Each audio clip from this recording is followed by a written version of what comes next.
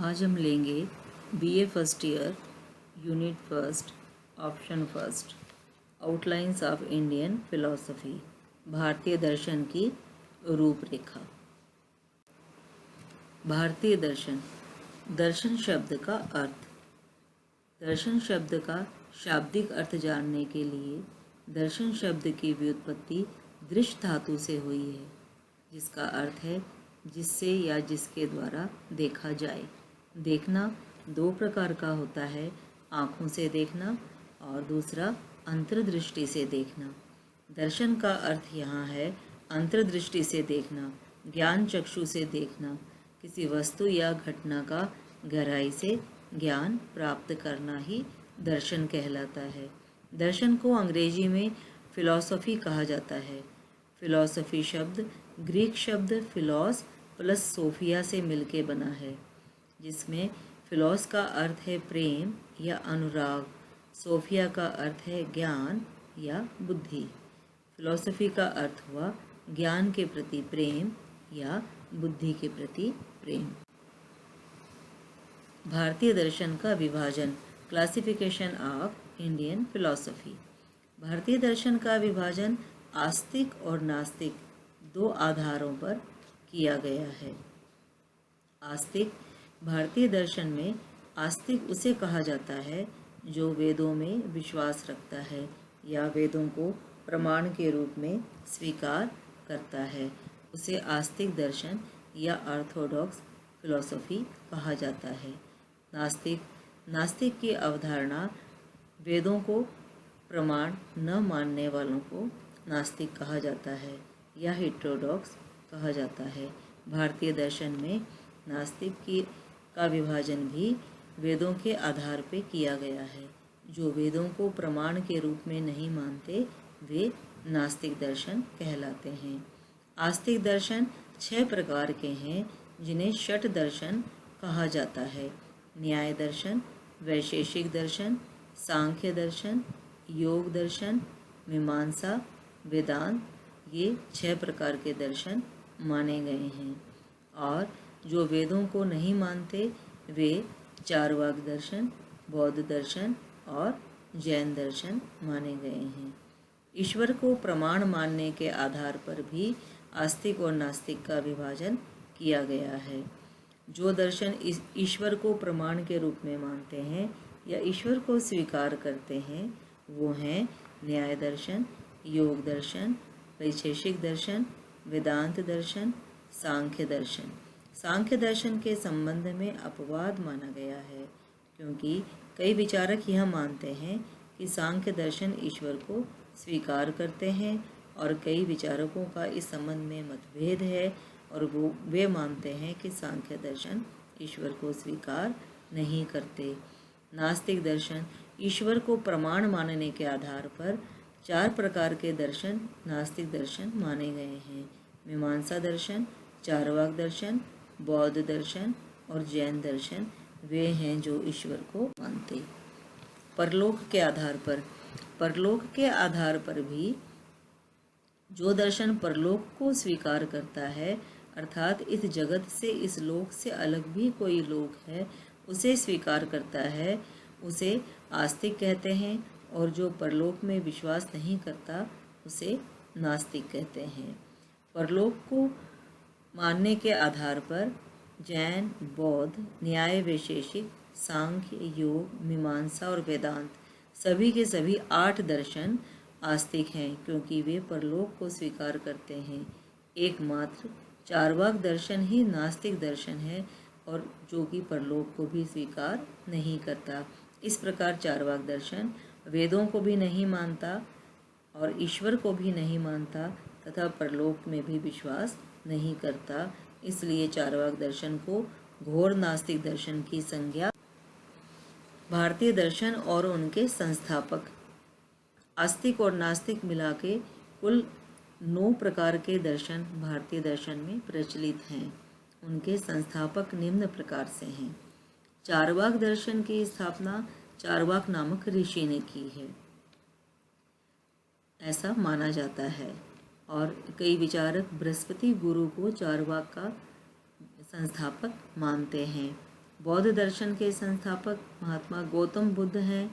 जैन दर्शन के संस्थापक महावीर स्वामी हैं। न्याय दर्शन के संस्थापक महर्षि गौतम हैं।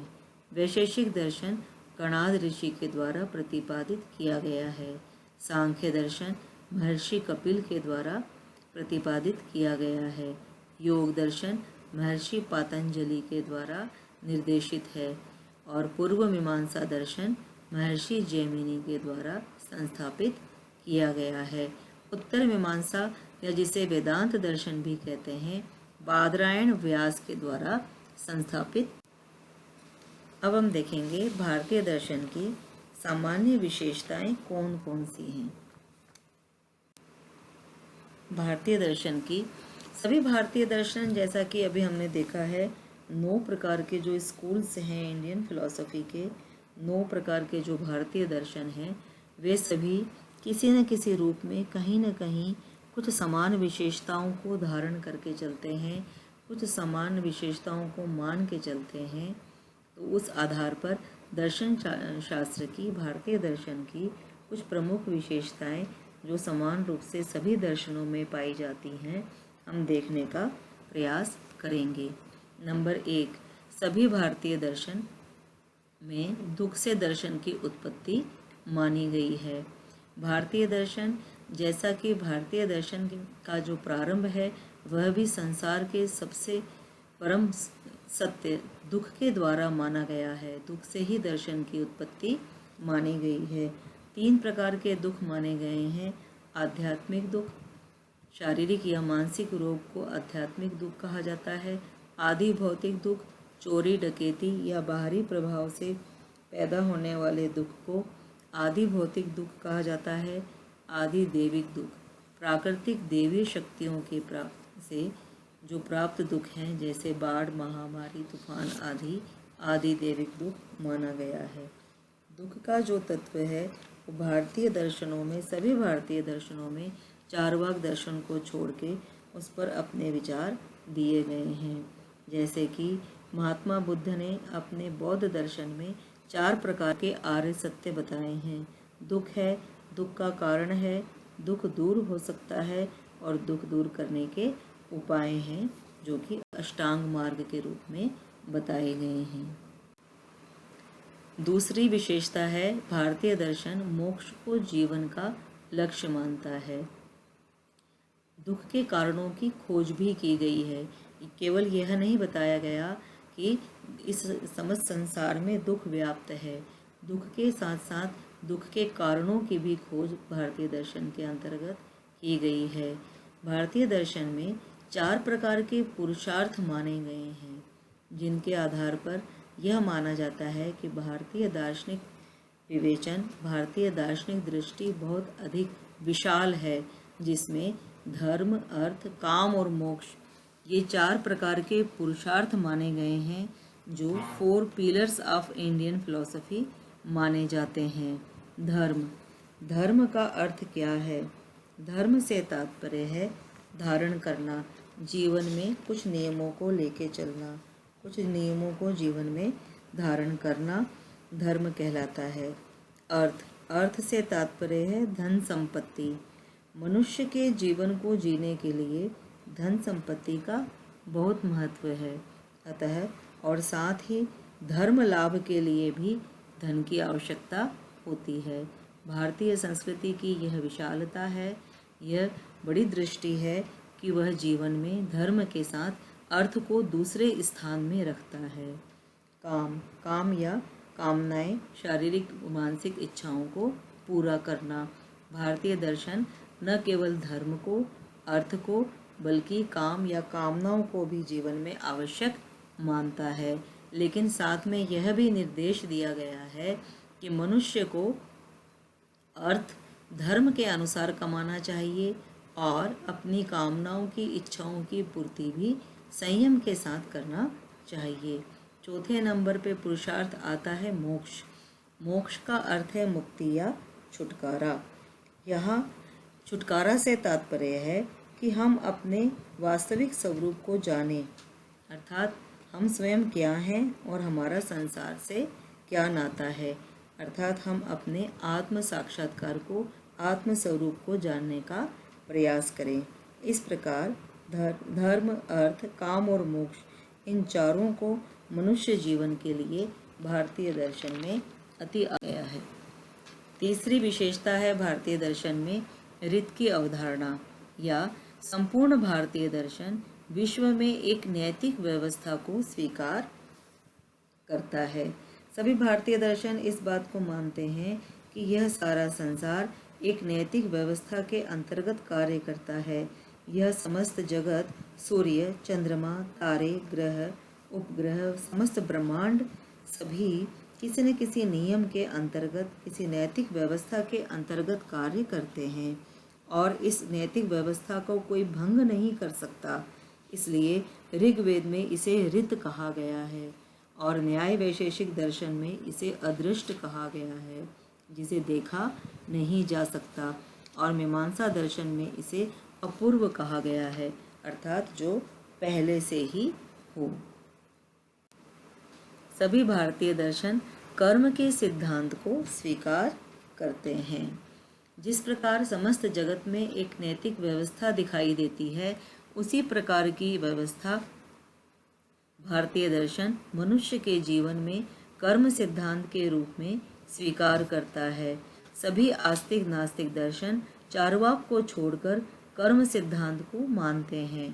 कर्म सिद्धांत का अर्थ, किए हुए कर्म का फल अवश्य मिलता है और बिना किए हुए कर्म का कोई फल नहीं मिलता। जैसा कर्म वैसा फल, शुभ का शुभ और अशुभ कर्म का अशुभ फल मिलता है। कर्म के प्रकार, कर्म की शक्ति के आधार पर कर्म के 3 प्रकार माने गए हैं। नंबर 1, संचित कर्म। संचित कर्म उसे कहा जाता है जो हमारे अतीत या पूर्व के कर्मों से उत्पन्न कर्म हैं, जिनका फल मिलना अभी प्रारंभ नहीं हुआ है। पूर्व जन्म में किए गए कर्म जिनका फल मिलना अभी शुरू नहीं हुआ और जो जमा है, संचित हैं, ऐसे कर्म संचित कर्म कहलाते हैं। इन्हें संचित इसलिए कहा गया है क्योंकि अभी इनका खर्च होना प्रारंभ नहीं हुआ है। नंबर 2, प्रारब्ध कर्म। जिन कर्मों का फल मिलना प्रारंभ हो गया हो, ऐसे संचित कर्मों को प्रारब्ध कर्म कहा जाता है। प्रारब्ध से तात्पर्य है कि मनुष्य का वर्तमान जीवन, शिक्षा, स्वास्थ्य, माता पिता, धन संपत्ति सभी प्रारब्ध का परिणाम है। इसी से यह पता चलता है कि प्रारब्ध कर्म का मिलना प्रारंभ हो गया है। तीसरे नंबर पर है क्रियमाण या संचयमान कर्म। वर्तमान जीवन के कर्मों को जिनका फल भविष्य में मिलेगा। अब जो वर्तमान में हम कर्म कर रहे हैं उन्हें हम क्रियमाण या संचयमान कर्म कहते हैं, और जिनका फल भविष्य में मिलेगा वे संचयमान कर्म या क्रियमाण कर्म कहे जाते हैं। इस प्रकार संचित कर्म का संबंध पूर्व जन्म से है, जो भी जमा है और जिनका फल मिलना प्रारंभ नहीं हुआ है। जैसे ही संचित कर्म का फल मिलना प्रारंभ हो जाता है तो वे वर्तमान जन्म में प्रारब्ध कर्म के रूप में फिर मनुष्य अपने इस जीवन को प्राप्त करता है। और संचयमान कर्म, अब वर्तमान जीवन में जो हम कर्म कर रहे हैं जिनका फल हमें भविष्य में मिलेगा, वे संचयमान या क्रियमान कर्म कहे जाते हैं, जो आगे जाके संचित कर्म में मिल जाते हैं। इस प्रकार कर्म का यह चक्र चलता रहता है। भारतीय दर्शन की अगली विशेषता कि भारतीय दर्शन आत्मा के अस्तित्व को स्वीकार करता है। भारतीय दर्शन में जैसे कि अभी बताया गया है, भारतीय दर्शन कर्म के सिद्धांत को स्वीकार करता है और कर्म के सिद्धांत को स्वीकार करने के लिए हमें आत्मा के अस्तित्व को भी स्वीकार करना पड़ेगा। तो पूर्व जन्म के सिद्धांत से जुड़ा हुआ और कर्म के सिद्धांत से जुड़ा हुआ एक सिद्धांत है, वह है आत्मा के अस्तित्व में विश्वास करना। चार्वाक दर्शन को छोड़ के सभी भारतीय दर्शन आत्मा को स्वीकार करते हैं और आत्मा को एक चेतन स्वरूप में माना गया है। चार्वाक दर्शन किसी भी चेतन आत्मा को स्वीकार नहीं करता और वह यह मानता है कि शरीर से अलग कोई भी अमर आत्मा नहीं है। यह शरीर ही चेतना या आत्मा है, इससे अलग कुछ भी नहीं है। और सभी भारतीय दर्शन आत्मा को चेतन रूप में स्वीकार करते हैं, किंतु बौद्ध दर्शन किसी नित्य आत्मा को तो नहीं मानता, किंतु वह यह मानता है कि यह चेतना या आत्मा नित्य नहीं है, हमेशा रहने वाली नहीं है, बल्कि यह विचारों का, चेतना का एक प्रवाह है या एक बहाव है। सभी भारतीय दर्शन जीवन में पुनर्जन्म में भी विश्वास करते हैं। भारतीय दर्शन की अगली विशेषता पुनर्जन्म में विश्वास करना है। जैसा कि अभी बताया गया है कि यदि हम कर्म के सिद्धांत में विश्वास करते हैं तो हमें आत्मा के अस्तित्व में विश्वास करना ही होगा, और यदि हम आत्मा के अस्तित्व में विश्वास करते हैं तो उसके साथ जुड़ा हुआ पुनर्जन्म का सिद्धांत भी है। पुनर्जन्म का अर्थ है पुनः जन्म धारण करना, कि मृत्यु के बाद जीव एक नया शरीर धारण करता है। यही पुनर्जन्म का सिद्धांत कहा जाता है।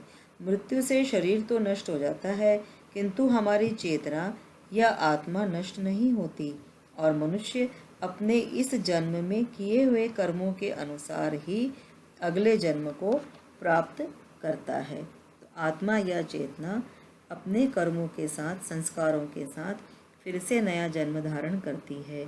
यही पुनर्जन्म का सिद्धांत है, जो कर्म के सिद्धांत से जुड़ा हुआ है। चार्वाक दर्शन के अलावा सभी भारतीय दर्शन पुनर्जन्म के सिद्धांत को स्वीकार करते हैं।